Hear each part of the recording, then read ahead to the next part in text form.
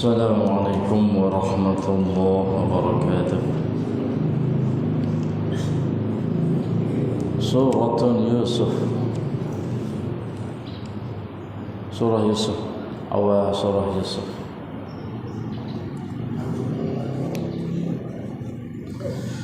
أعوذ بالله من الشيطان الرجيم.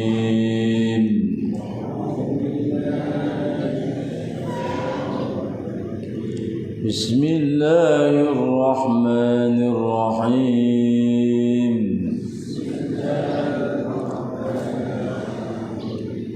ألف لام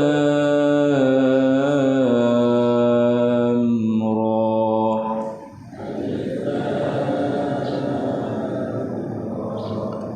تلك آيات الكتاب المبين.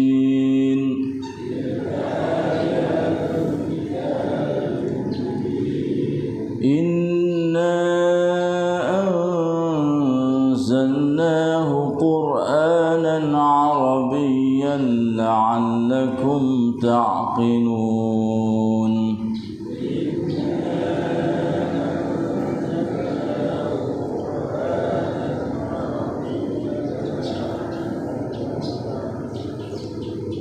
نحن نقص عليك أحسن القصص بما أوحينا إليك هذا القرآن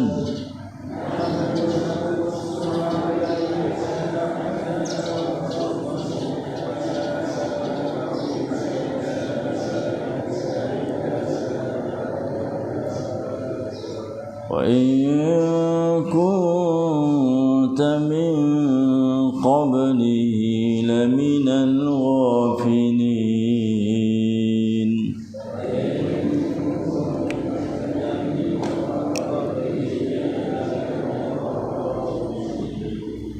Sadaqallahul Azim. Dengan nama Allah yang Maha Pemurah lagi Maha Mengasihani. Alif Lam Ra.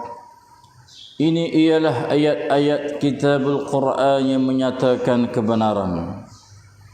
Sesungguhnya kami menurunkan kitab itu sebagai Quran yang dibaca dengan bahasa Arab supaya kamu menggunakan akal untuk memahaminya.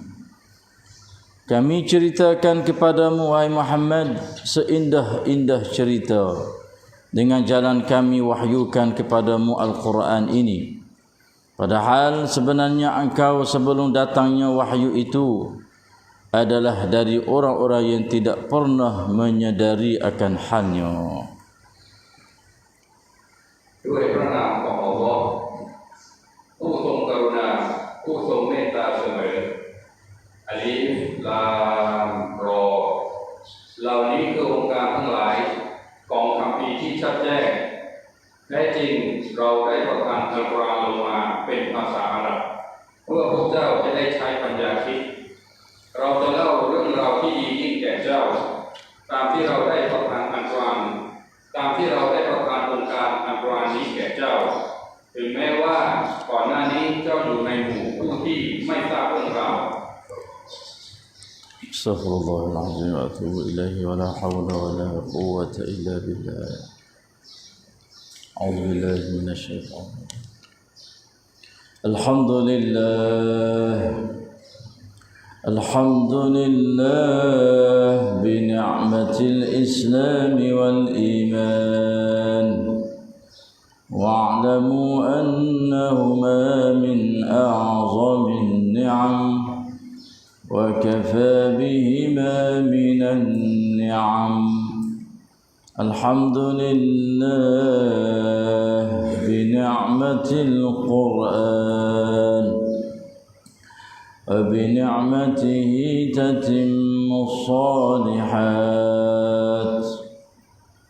الحمد لله الذي هدانا لهذا وما كنا لنهتدي لولا أن هدانا الله. الحمد لله الذي أحيانا بعدما أماتنا وإليه النشور الحمد لله والصلاة والسلام على رسول الله نبينا محمد وعلى آله وصحبه أجمعين الحمد لله والشكر لله الحمد لله. Tiga ayat Allah Subhanahu wa taala dalam surah Yusuf sebagai muqaddimah pada pagi ini. Suratun Yusuf dengan nama surah seorang rasul. Yang mana surah Yusuf ni dia adalah mengikut tertib Osmani yang disusun, dia adalah surah yang ke-12 dalam 114 surah. Diturunkan di Mekah, mengandungi semua 111 ayat dan duduk dalam akhir juzuk yang ke-12.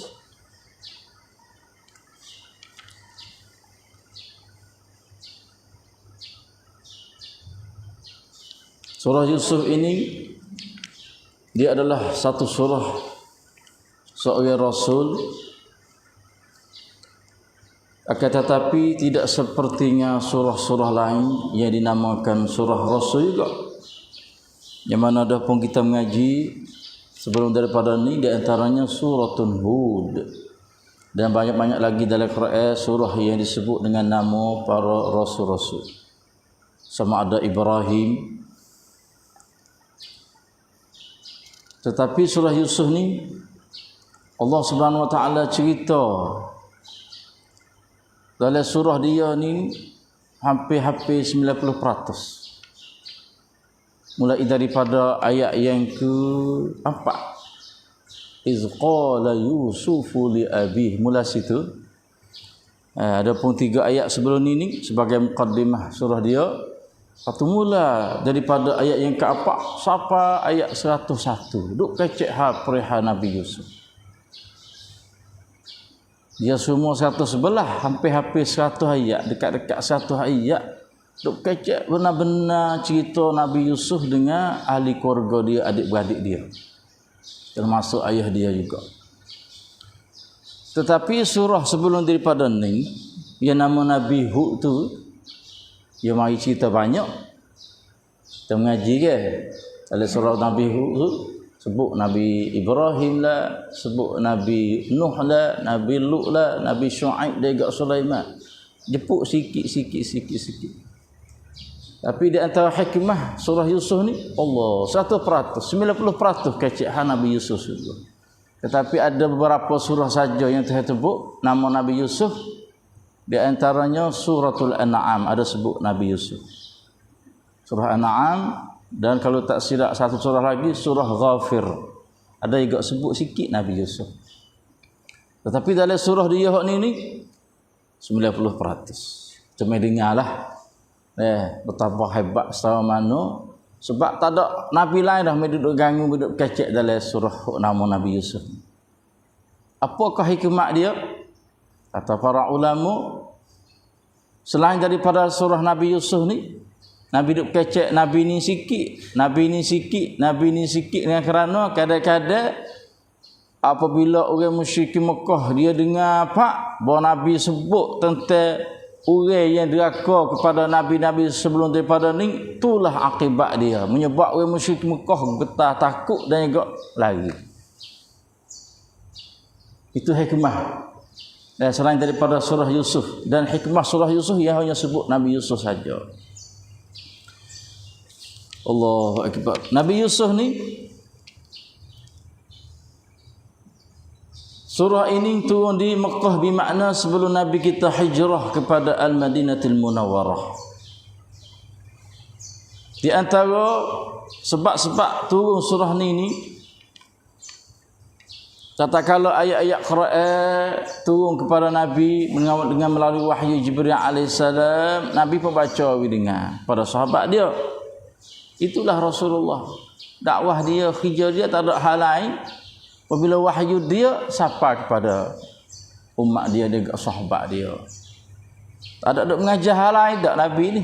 Hijrah Nabi kepada ummah dia, sahabat dia pada masa tu mengajar Quran. Sebab itulah Quran ni yang mulia. Sebab Quran maka mulia selalu dah. Apa boleh Ramadan mulia lebih daripada bulan-bulan lain? Dengan kerana bulan Ramadan turun Quran. Maka ia didebel daripada bulan-bulan lain. Sebab apa malam Lailatul Qadar debel? Sebab turun juga pada malam itu Quran. Inna anzalnahu fi lailatul qadar. Siapa buat amal ibadat pada malam itu tu, sekiranya turunnya malam Lailatul Qadar, maka khairum min alfi syahr. Apa Nabi kita semulia-mulia Nabi lebih pada hak lain dengan kerana diwahyu oleh Allah Al-Quran kepada Rasulullah sallallahu alaihi wasallam. Apa kita selaku ummah digelar oleh Allah khairu ummah, sebaik-baik ummah dengan kerana kita ada Quran. Kita ada Quran. Sebab tu dah kalau kita ni ada khairu ummah mengikut hak Tuhan duk puji dalam Quran dia sebaik-baik semolek-molek comelnya ummah akhir zaman ini dengan kerana ada Quran. Ada Quran mesti kena guna Quran, kena ambil tahu Quran. Barulah orang itu mulia. Tapi kalau khairu ummah yang digelar oleh Allah mereka tidak peduli Quran, tak ada ambil pada Quran, maka tak ada harap lah dia tu nak menjadi seorang khairu ummah, bahkan menjadi seorang yang dihina ummah di akhir zaman. Sebab itulah kita nak mulia, kita kena peluk Quran, kena pegang Quran, kena dekat Quran, kena meduk tadabbur Quran. Quran ni maksud dia kita kena tadabbur. Gapo tadabbur? Tadabbur di sini bermakna kita nak faham, nak faham dia. Baca kita serta nak faham, nak mengerti. Syarat pertama itu panggil tadabbur. Dan juga yang kedua, kita tadabbur dia, kita nak beriman. Dan yang ketiga, lebih kurang syarat dia iaitu kena amal pula. Itu tadabbur. Fa'tabiru ya ulil albab afala yatadabbaruna al-Quran. Tuhan tanya, apa fuakmu untuk saya ambil tadabbur, perhati Quran, mengerti Quran, beriman dengan dia serta beramal. Itulah tadabbur. Barulah kita menjadi khairu ummah. Duk dah dengan Quran. Dan sebab kita adalah semulia-mulia akhir zaman dengan kerana adanya Al-Quran. Setelah turun ayat Quran kepada Nabi, Nabi berbaca dengar kepada sahabat dia. Lalu itulah sahabat kata, ya Rasulullah, cuba royaklah kisah-kisah kepada kami kata. Kami ni berasa nak tahu kisah-kisah, cerita-cerita. Lalu itulah Tuhan pun buat turun ayat Quran, iaitu surah Yusuf ni, kata Alif Lam Ra tilka ayatul kitabil mubin. Yang siapa sudah kayak cerita kisah Nabi Yusuf.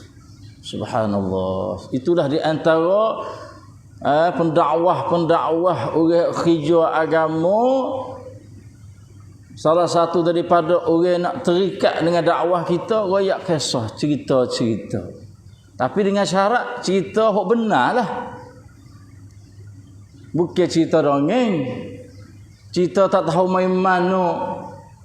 Cerita main mana pun tak tahu. Hal tu kita tak usah lah cerita dia. Ayat cerita daripada ayat-ayat Quran, dia agak hadis-hadis Nabi kita sallallahu alaihi wasallam yang sahih, benar betul. Lalu itulah Nabi baca surah Yusuf. Bifak sahabat dia terdengar. Dan seorang sahabat nama Abdullah ibnu Mas'ud kata silap ketika tu masa tu dia pergi di Hims, negeri Syam lah ni lah, Suria. Lalu itulah kaum penduduk di negeri Hims tu minta supaya Abdullah ibnu Mas'ud ni baca Quran. Ibnu Mas'ud ni terkenal dengan orang yang mahir masalah Quran. Maka bacalah seorang sahabat ni akan suratul Yusuf. Itulah di antara hikmah dia. Yang mengandung dalam surah Yusuf ni. Yang siapa Nabi kita baca kepada sahabat, Nabi kita tu baca kepada sahabat dia, dan juga sahabat dia ketika pergi di Hims pun baca surah Yusuf ni lah kepada kaum Hims tu dengar. Masya Allah. Maka surah Yusuf ni Tuhan mula dengan huruf muqatta'ah juga, lebih kurang dengan surah-surah lain lah, iaitu dengan 3 huruf daripada huruf hijaiyah, iaitu berbunyi alif lam ra. Bermakna berapa huruf sini? 3 huruf. Huruf muqatta'ah dengan mulai dengan huruf hijaiyah. Yang mana huruf hijaiyah ni di antara ijaz dia Quran ni, mukjizah dianya, huruf hijaiyah ada semua 29 huruf. Sehingga kata 28. Apa 28? Sebab hamzah dengan alif tu la ya lebih kurang. Sebab itulah sehingga kata 28 dan sehingga kata 29. Dan tak syak lagi huruf hijaiyah dalam 30 juz ni ada semua 29 surah. Masya Allah. Cuba kita perhati. Itulah panggil tadabbur Quran tu. Yang mana huruf hijaiyah ada semua 29 huruf. Dan Quran 30 juz dalam dan Quran 30 juz semua ni mengandungi 29 huruf hijaiyah. Dimulai dengan huruf muqatta'ah. Itu panggil kepelakan Quran, mukjizatul Quran. Ya Allah Subhanahu wa taala amat mengetahui yang siapa orang-orang meh dalam bahasa Arab kadang-kadang apabila dengar surah yang mulai dengan huruf hijaiyah ni atau huruf muqatta'ah ni menyebabkan dia tu bahasa tertikak. Dengan Quran-Quran menyebab bahasa heran pelik. Itu di antara ahli bahasa orang Arab yang siapa sendiri dia tak tahu apakah maksud yang dikehendaki oleh Allah Subhanahu wa taala yang turun huruf hijaiyah ni di awal surah. Apatah lagi kita orang awal, orang tak kerti bahasa Arab, so kata nak faham huruf hijaiyah. Untuk kecek dalam Quran pun kita dak kena usaha-usaha kacep-kacep sungguh-sungguh. Itulah huruf muqatta'ah orang panggil. Muqatta'ah bermakna huruf terputus. Putus di segi mana? Di segi baca tetapi di segi tulisnya dia adalah tidak nampak putus, sambung. Seperti mana alif lam ra, sebut satu huruf muqatta' alif la ra. Tapi di segi tulis tengok ada putus dak di segi baca dia tu. Sebab itulah kalau kadang-kadang orang tak erti kak dia baca salah. Kadang kata al ra kalau dia hubung kak di segi baca kena kata al ra. Tetapi di segi baca dia adalah muqatta'ah, kena sebut satu persatu alif lam ra. Maka tak syak lagi setiap Quran ni mengikut hadis Nabi SAW yang Nabi goyak kata sesiapa yang baca satu huruf daripada Quran, Allahu akbar, satu huruf daripada Quran, alif lam mim, Nabi kata itu akan dapat 10 daripada satu huruf. Dan Nabi kata dia tak kata alif lam mim adalah satu huruf, bahkan alif lam mim itu adalah 3 huruf. Cuba kita mikir baca Quran satu huruf boleh 10. Allahu akbar. Pas ini bermakna berapa huruf? Alif lam ra 3 huruf bermakna boleh berapa kita?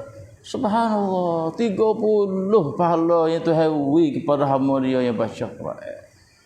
Dan pahala inilah yang paling banyak besar, hamba dia inilah yang paling malah sekali mengaji baca Quran. Allah, ada orang sungguh. Boleh puasa kali khatir apa kita? Boleh tahu lah. Tu tua ciwat kita lah tu.